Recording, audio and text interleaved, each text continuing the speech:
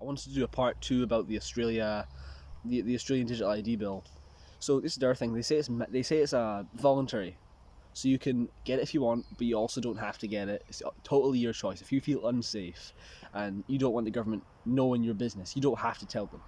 They're actually lying, because they've done this in other countries. So we can just look at other countries and see what they did. Sure, government's not the same, but let's just be honest. They're probably going to go the exact same way, because we can see everything being pushed at the exact same time, like CBDCs. They've got the same plan, all of them.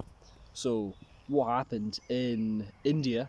They pushed digital ID, and then what they did, they said it was voluntary. Voluntary. You can get it if you want. Don't get it. Whatever. We don't care. But then all of a sudden, you can't. I'm just naming examples. I'm gonna say India and Nigeria. They both had digital ID bills. One or the other at least had one of these things that covered the country. So you couldn't get a driving license. You can't get a passport. So you can't really travel. You can't open a bank account. You can't see where this is going.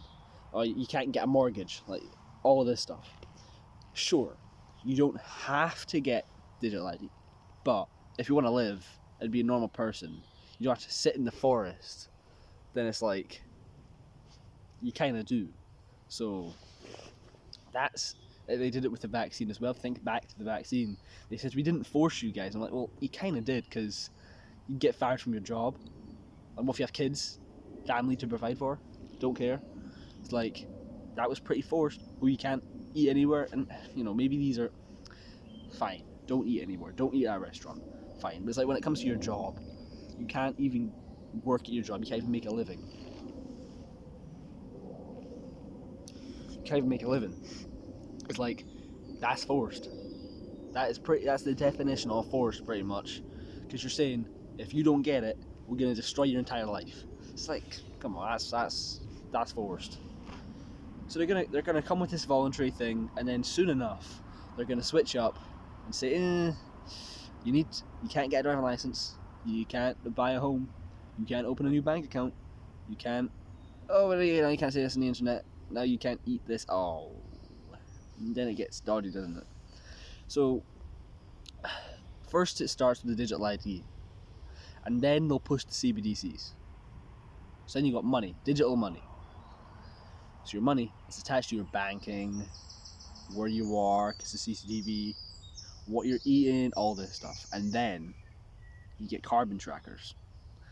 So now they say you can only eat this much food. They won't start with that, actually. They'll start with a card that tells you how much carbon you're emitting. But then, fast forward a year, more fires, more arson in the summer, wildfires, supposedly wildfires. That happens. Now it's carbon restrictions, social credit score, China style, and now you can't buy the meat you want because you've had too much this week. Now you can't travel this place because you said the wrong thing on the internet, and that's puts your points down. And it's like people say, no, that wouldn't happen here. It's like, it happened in China, and they complied. Chinese citizens are very, very, very compliant. It's interesting. I don't understand why. But yeah, it starts with this, and then once you've got social credit scores and all this stuff, it's too late. I'm not going to sit here and joke or pretend about it. We can still fight back, guys. There's still hope. Once you cannot live, once you will literally starve if you do not use their tools and technologies, and once you comply, once it's either comply or die, you're going to just have to die, or just live and follow the government. It's too late at that point. So yeah, we need to oppose this. Come on, Australia, set the standard. Show us all what you can do if you truly fight for something, and then perhaps the rest of the world will be inspired to go and revolt against your evil totalitarian governments. So long live freedom.